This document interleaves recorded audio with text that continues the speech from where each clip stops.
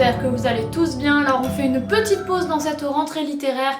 Je ne sais pas si un des livres compte pour la rentrée littéraire parce que généralement ce sont surtout des grands formats. Mais là j'avais un polar duquel je voulais vous parler et un poche sorti récemment. Alors celui-ci, au moment où je filme, il n'est pas sorti. On est le 28 août, il sort le 3 septembre, mais quand cette vidéo sera sortie, il sera sorti. Et celui-ci, c'est Cœur et d'amande de Yasmina Khadra, qui est récemment sorti en poche, que je voulais lire il y a depuis sa sortie en grand format, et je n'ai jamais eu l'occasion, je ne l'ai jamais emprunté. Du coup, j'en ai profité qu'il soit sorti en poche, qu'on en ait reçu une certaine quantité pour en emprunter, et du coup, c'était un des derniers romans que j'emprunte à la librairie où je travaille. Mais de toute façon, j'ai encore tout plein de livres chez moi à lire, donc il y aura encore plein de vidéos quand bien même je ne pourrai plus en emprunter. Alors celui-ci, j'avais envie de me replonger dans un polar, ça faisait quelques semaines, parce que fin juillet et août, ça a surtout été focalisé sur la rentrée littéraire. J'en ai lu encore beaucoup, vous avez pu le voir, là il y a eu encore des vidéos. De la rentrée littéraire, j'en ai filmé au moins 16 ou 17, même 18 je crois. Au moment où je filme, je pense qu'il m'en reste 2 à filmer, donc ça aura été, il y a pas mal quand même, avec une vingtaine de vidéos sur le sujet. Et du coup j'avais envie de faire une pause, il y a Polar avec celui-ci reçu sympathiquement de la part de Actes Sud, avec Celui qui ment le premier de Ashley Elstone, qui me faisait de l'œil sur le bon de commande quand on l'a vu. Alors déjà, est-ce qu'on peut parler de la couverture? En fait, il y a 2 femmes. La grande qu'on voit là, et quand on regarde un peu plus près, il y en a une plus petite. Pourquoi? Alors, oui, du coup, je commence par celui-ci.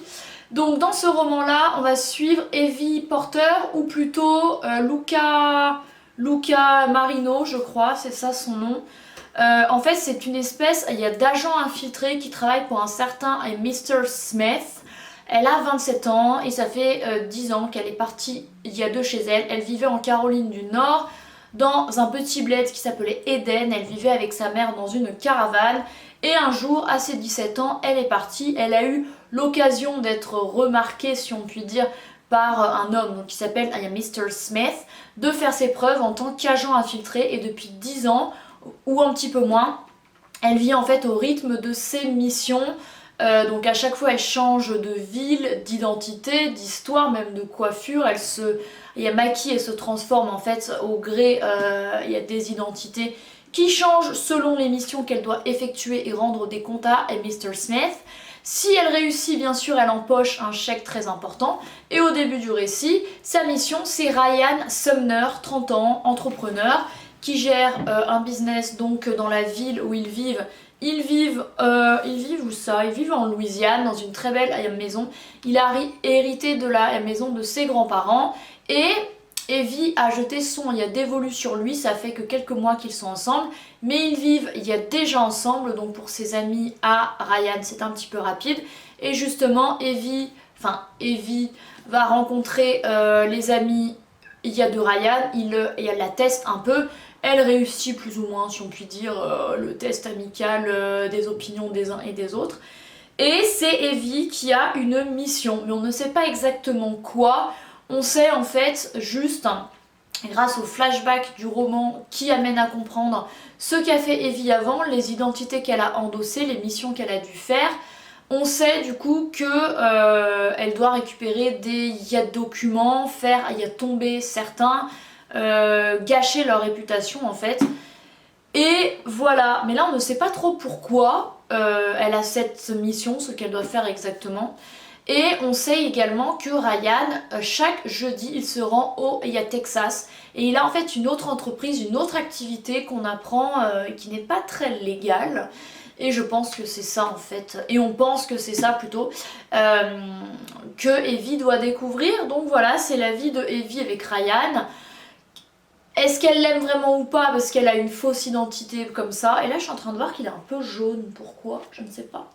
Bref, donc voilà, on en apprend plus sur sa vie, sur les différentes missions qu'elle a eues, qu'elle a des espèces de contacts, par exemple comme George et un autre homme, je sais plus comment il s'appelle, avec lesquels elle a des contacts en fait qu'elle l'aide dans ses missions. Et il y a Mr. Smith, elle n'a jamais réellement été en contact avec lui, elle ne sait pas qui il est réellement et on se demande qui c'est et voilà. Donc comment la mission va finir, comment... Voilà, et aussi j'ai oublié de parler d'un truc quand même hyper important. C'est un jour, un ancien ami de Ryan, enfin une ancienne slash vieille amie de Ryan revient, il y a dans le paysage, il s'appelle James.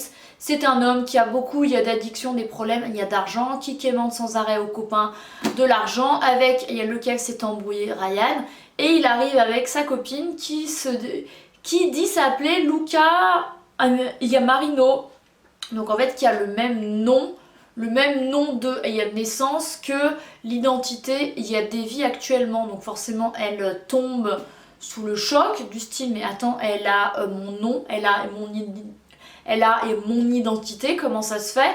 Donc c'est aussi ça, qui est cette femme, pourquoi elle a le même nom que notre héroïne principale qui vit comme ça undercover. Bref, c'est vraiment assez prenant. Ce n'est pas le polar que j'aurais préféré lire ces mois-ci. Par exemple, j'ai largement préféré The Locked Door de Freda McFadden ou même Strange Houses de Uketsu. Mais là, ça n'a vraiment rien à voir, mais c'est quand même vraiment bien. Et ils disent que c'est un roman, un thriller, il y a d'espionnage revisité. C'est un peu ça parce qu'elle vit vraiment, c'est une espèce, il y a d'agents secrets comme ça infiltrés. C'est original, c'est prenant, c'est pas mal. Je lui mettrais, je pense, 8 sur 10. Voilà. Et le second roman, rien à voir, que j'ai lu juste après, c'est Cœur d'amande de Yasmina Khadra. Comme je vous le disais, lorsqu'il est sorti en grand format, j'avais envie de l'emprunter. Sauf qu'à cette époque-là, je commençais mon travail en librairie. Il y en avait d'autres qui me faisaient plus de l'œil. Finalement, je ne l'ai pas lu. Et là, je me suis dit, bon, ton travail en librairie est bientôt terminé. C'est maintenant ou jaja, emprunte-en un. Donc je l'ai emprunté. Au final, il est quand même... Enfin, quand on le voit comme ça, on se dit, il fait 25 pages. En fait, il y en a quand même 260. Alors, on suit, il y a Nestor qui est un nain, si j'ai bien compris, donc il y a nain, un homme petit quoi. Il vit avec sa grand-mère à Montmartre.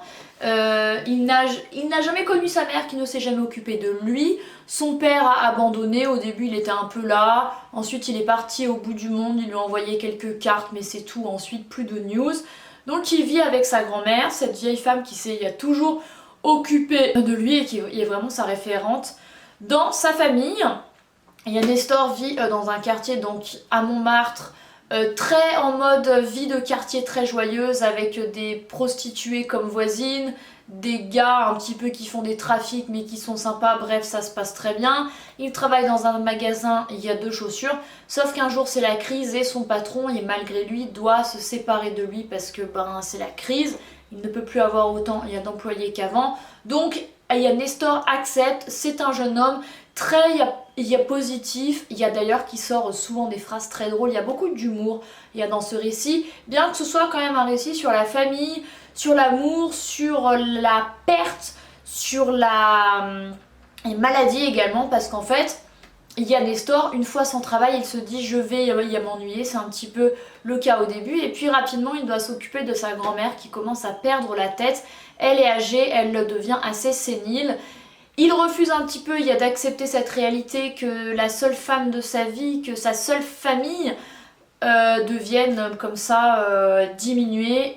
Mais un jour, la voisine Louise et ses amis à lui font un petit peu accepter la réalité parce qu'un jour, il doit aller au parc Yamonceau subitement en pleine nuit parce que sa grand-mère est allée au parc Yamonceau en pleine nuit, on ne sait pas où elle est allée. Et bref, hein, c'est quand même quelques situations quand même assez difficiles. Donc c'est sur la maladie, il y a Nestor doit accepter ça.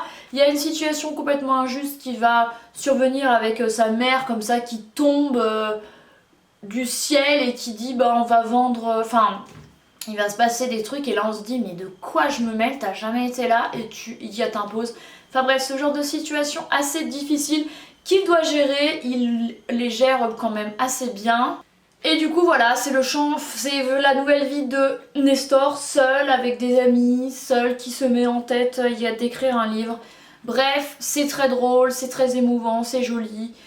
Qu'est-ce qu'il est dit dans... Ah oui, et du coup son surnom c'est Cœur d'amande parce que c'est un jeune homme avec le cœur sur la main, très gentil, et que tout le monde aime. Voilà, c'est un joli roman qui évoque plein de sujets. que je peux vous conseiller, qui est drôle et mouvant à la fois, que j'ai mis quand même quelques jours à lire, mais qui a été vraiment sympathique et auquel je mettrais je pense un bon 8,5 sur 10. Et bien écoutez, voilà pour cette courte vidéo de 2 livres, pas vraiment rentrée littéraire parce que celui-ci sort un petit peu après et celui-ci comme c'est un poche, je ne pense pas qu'il rentre dans la catégorie rentrée littéraire, mais voilà, il y a 2 titres que j'ai lus récemment. J'espère que cette vidéo vous aura plu, voilà ça change un petit peu de il y a d'habitude avec un polar, ça faisait longtemps. Merci d'avoir regardé celle-ci, j'espère qu'elle vous aura plu. N'hésitez pas à lui mettre un pouce en l'air, à vous abonner également, ça me fait toujours très plaisir et moi je vous retrouve très bientôt dans une prochaine vidéo. Bye!